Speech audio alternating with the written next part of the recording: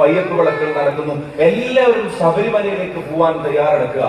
അത്ര വിശ്വാസികളെ സംബന്ധിച്ചിടത്തോളം അത്ര പുണ്യമാക്കപ്പെട്ട അവരുടെ സ്ഥലം, ഏറ്റവും ദൈവികമായിട്ട് അവർ കാണുന്ന സ്ഥലം, ദൂരം അത്രയും താണ്ടി കാനനപാതയും താണ്ടി 18-ാം പടിയും ചവിട്ടി അവിടെ ചെന്ന് അവിടെ ഇരുന്ന് തൊഴുകൈകളോടെ നിറകണ്ണുകളോടെ അവിടെ നിന്ന് അയ്യന് മുമ്പിൽ പ്രാർത്ഥിച്ച് അവനവന്റെ സങ്കട കടലിറക്കി വെച്ച് ആരോഗ്യത്തിന് വേണ്ടി പ്രാർത്ഥിച്ച്, അഭിവൃദ്ധിക്ക് വേണ്ടി പ്രാർത്ഥിച്ച്, മക്കൾക്ക് വേണ്ടി പ്രാർത്ഥിച്ച്, അച്ഛനമ്മമാർക്ക് വേണ്ടി പ്രാർത്ഥിച്ച്, കുടുംബം നന്നാവണേ എന്ന് നൊന്തുരുകി പ്രാർത്ഥിക്കുന്ന, അങ്ങനെ നൊന്തുരുകി പ്രാർത്ഥിക്കുന്ന വിശ്വാസികൾ, അവർക്ക് എത്ര പുണ്യമാക്കപ്പെട്ട സ്ഥലമാണ് ശബരിമല.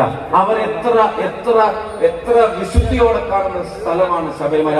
ആ ശബരിമലയിൽ ഇന്ത്യയിലെ ഏറ്റവും പ്രധാനപ്പെട്ട ആരാധനാലയങ്ങളിൽ ഒന്ന്, ലക്ഷക്കണക്കിന് ആളുകൾ വരുന്ന ഇടം, കോടിക്കണക്കിന് ആളുകൾ വന്നിട്ടുള്ള ഇടം, അവിടെ കയറി കക്കാൻ മടിക്കാത്തവരെ ജനം ഒരു പാഠം പഠിപ്പിക്കുമെന്നുള്ള കാര്യത്തിന് ഒരു സംശയം നിങ്ങൾക്ക് വേണ്ട. ഈ നാട്ടിലെ സാധാരണക്കാരൻ ആലോചിക്കുന്ന പ്രധാനപ്പെട്ട കാര്യം അത് തന്നെയാണ്. ഈ തെരഞ്ഞെടുപ്പ് ഒരു സന്ദേശം അവർക്ക് നൽകണം.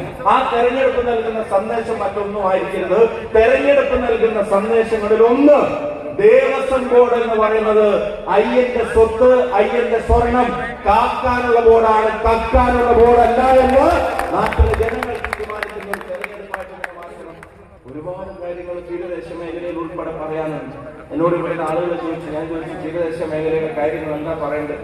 ഒറ്റ വാക്കിൽ അവർ പറഞ്ഞ ഉത്തരം, ഞങ്ങൾ ഉമ്മൻചാണ്ടി സാർ ഉണ്ടായിരുന്ന സമയത്ത് തീരദേശത്തെ ആനുകൂല്യങ്ങൾ അത് പുനഃസ്ഥാപിച്ച് തന്നാ മതി എന്ന് ഈ നാട്ടിലെ ജനങ്ങൾ പറയാം. ഒരു മേഖല കുറെ അവഗണിക്കപ്പെടുന്നു. ഞാൻ പറയുന്നു, ഭരണക്കാർ നന്നാവുന്നുണ്ട്, കുടുംബവും മക്കളും ഒക്കെ നന്നാവുന്നുണ്ട്, കാറ് വേറെ വാങ്ങുന്നുണ്ട്, ഓർക്ക് നല്ല വരുമാനമുണ്ട്, കേസ് വന്നാലും മറ്റൊരു നടപടിയൊന്നും എടുക്കൂല, രണ്ടാളും അളിയനും അച്ഛനും ആണ്, തമ്പിയാണ്, അളിയനും തമ്പിയാണ് രണ്ടുപേരും. എന്നിട്ട് പറയാം അവരുടെ ഡീലിംഗ് നടക്കുന്നുണ്ട്, അവരുടെ അണ്ടർസ്റ്റാൻഡിങ് നടക്കുന്നുണ്ട്. ഇയാളുടെ കേസ് അവിടെ വരുമ്പോ എപ്പോഴും അവിടുത്തെ വക്കീലിന് വയറുവേദന വരും, അല്ലെങ്കിൽ പനി വരും, അവരെ ഹാജരാവൂല.